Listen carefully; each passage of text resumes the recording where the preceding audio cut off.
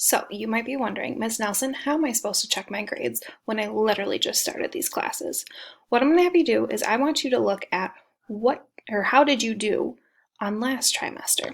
Let's see if we can make any changes and make a plan to do better this part of the try.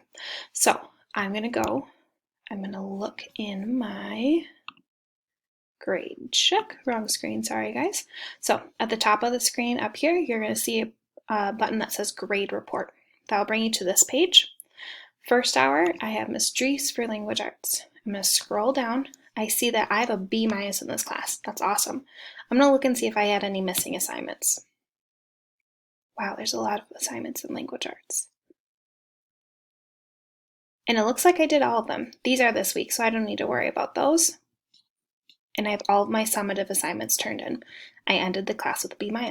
So I would put for my class, Miss Drees' class, I would put for my grade, I have a B- with 82.81%, 0 missing assignments, and then I wouldn't have to fill out that column because I didn't have any missing assignments.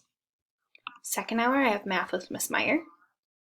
I have a B+ in the class with an 88.39%. I'm going to look and see. I don't have any comments over here that say missing. Those assignments are from this week. Good there, good there. Okay, so again, I would just fill out the first two. So math, grade. Science with Miss Coleman.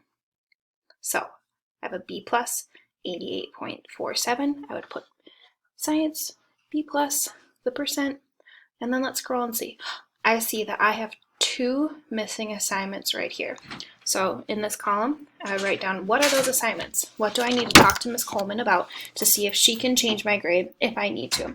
I would say if you have below a B, you need to be contacting your teachers and see if there's any opportunity for you to change your grade. If you have any questions, come see us.